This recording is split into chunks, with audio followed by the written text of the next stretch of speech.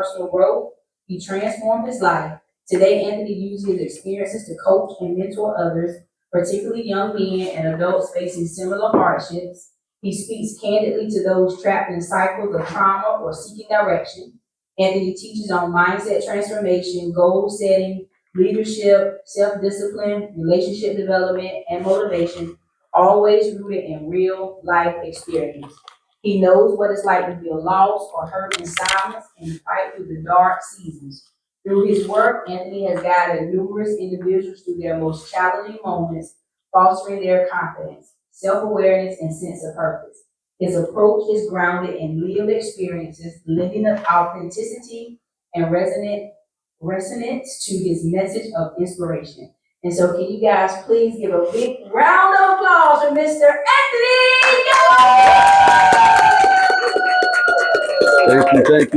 Thank you. I can do it without a mic, thank you. First and foremost, I want to say thank you guys for being here. Thank you, Simone, for the opportunity just to be here and just share a little bit of my story with you guys. So I want to start off by just asking you guys a question. Now, you may have had this question before. This might be your first time ever hearing this question, but I want you to just take a second to really think about the answer. What is your main character moment? All right. What is your main character moment? I can see Felicia kind of like, what is my main character moment? Now, some of you guys might be asking, well, what's a main character moment, right? And a main character moment is, it's an event, it's in a situation, or maybe even a time period in somebody's life where they're forced to become, or even sometimes not to become what they were supposed to be, right? To be or to not to be. So let me give you guys an example. So I have 18-year-old and a 14-year-old, two boys. And growing up, we watched a lot of superhero movies, right? So Batman, Superman. One of my favorite superheroes was Spider-Man, right? His main character moment came after he got his superpowers. Up until that point, he was using it for selfish gain. But it wasn't until the death of his Uncle Ben that he had to make a decision. He had to make a shift. Do I continue to be Peter Parker or make that transition to help others to be Spider-Man? So main character moment. So I want to bring you guys back to 2005, 20-year-old Anthony Gaines, probably a little bit in better shape, definitely a better hairline. Hairline was definitely down a little bit further.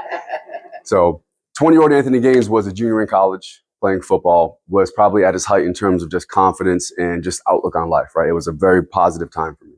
Because at this point in time, 20-year-old Anthony Gaines had already overcome growing up without a father.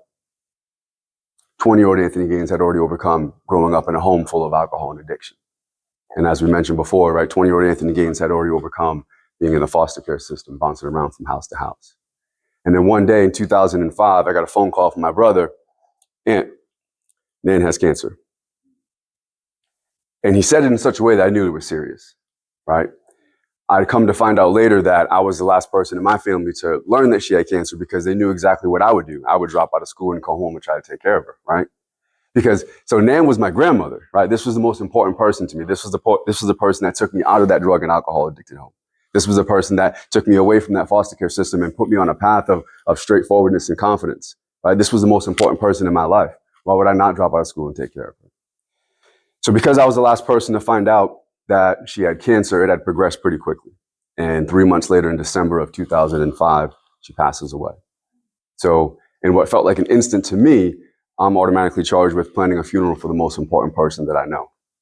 I'm automatically charged with selling a house that I grew up in, had so many memories with. And I'm automatically charged with making decisions that, I'm gonna be honest with you guys, as a 20-year-old, I wasn't prepared to do. So instead of me dropping out of school, I decided to get an apartment. I have to commute back and forth because I have to take care of my grandfather who has pretty late stage dementia. So by day, I'm in school. I'm trying to keep it together. I'm trying to keep a smile on my face. I'm the captain of the football team. I'm trying to pretend like I'm something, but by night, I'm grieving, y'all. I'm driving home, crying, pulling off to the side of the road, just have to stop because I'm overwhelmed with just emotions. And I get home and I have to keep it together for my grandfather because he has dementia. He doesn't know what's going on. So I'm cooking for him. I'm cleaning for him. I'm doing things for him that he really can't do for himself. And then 3 months later, in March of 2006, my grandfather passes away. Cycle starts over, planning a funeral, depression, grief. So in a period of 6 months, right, my entire life falls apart. My entire life falls apart. This life that I was so confident in, this life that I was so comfortable with, completely in shambles. Alcoholism. That same alcoholism and drug addiction that plagued my family for years, now I'm subject to. right? Depression, anxiety, sleeping into 1, 2 o'clock in the afternoon every day.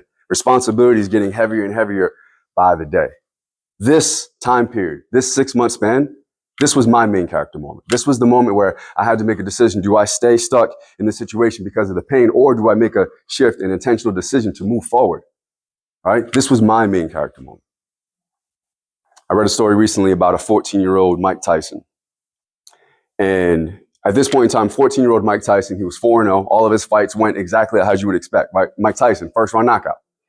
But on this particular night, it started the same way. It was a first round knockdown, but his opponent kept getting up, right? So much so, his opponent kept getting up. So after the third or fourth round, he comes to the corner and talks to his trainer, Cus D'Amato. He says, Cus, I think I broke my hand. I don't think I can keep going. And what Cus said to a 14-year-old Mike Tyson is something I feel like we all need to hear sometimes. He said, champ, if you quit right now, I can't guarantee that you're going to be the heavyweight champion of the world.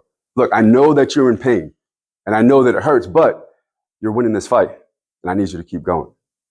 And I can't help but to think that as a 14-year-old Mike Tyson, look, he may very well have been the heavyweight champion of the world and he might still be the Mike Tyson that we know today, but I can't help but to think that as a 14-year-old in pain, wanting to quit, that was a main character moment for him. Now, some of you have gone through your main character moment and you guys are out on the other side and you guys have learned from it and you guys are thriving. Look, I absolutely love that for you, right? Some of you guys are like how I was, going through your main character moment, but stuck, don't really know how to move forward, don't really know which direction to go. Some of you guys are going through your main character moment right now, like, help me, I need some help. Some of you guys, your main character moment hasn't happened yet. But regardless of where you are, I want to give you just 2 quick strategies that you can implement right away that can create a shift in your perspective. Because it's the shift in your perspective that can create a pathway that can lead to transformation.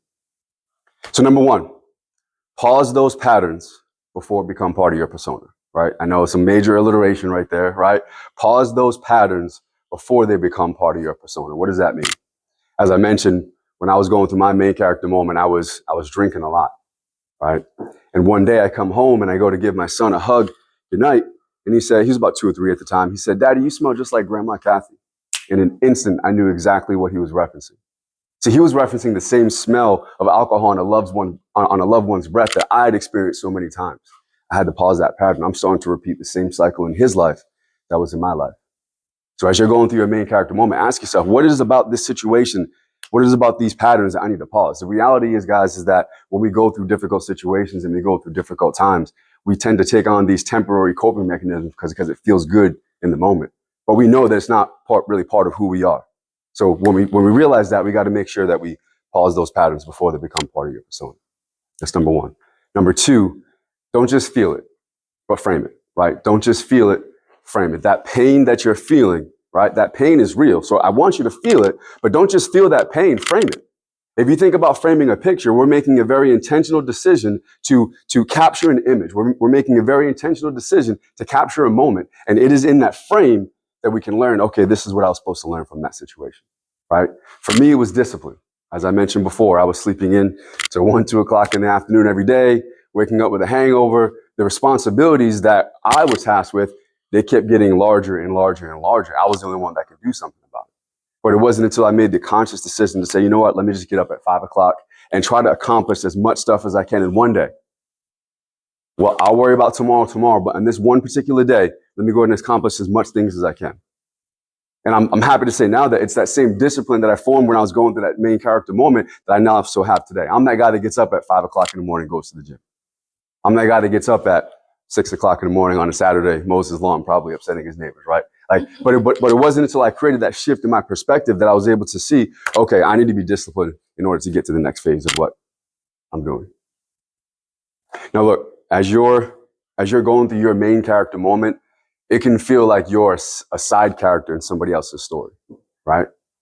But I'm here to tell you today that that is not the case. Not only are you the main character, but you hold the pen that writes how this next scene is going to go. You hold the pen that writes how this next chapter is going to go and ultimately how this story is going to change. But we got to be intentional about it though, right? When we recognize those patterns in our life, we got to pause them before they become part of our persona, right? And that pain, yes, it hurts. Don't just feel it though. We got to frame it and learn something from it so we can continue to move forward. Because the reality is, guys, just like Cus D'Amato told that 14-year-old Mike Tyson when he wanted to quit, look, I know it hurts. I know that you're in pain, but you are winning this fight and I need you to keep going.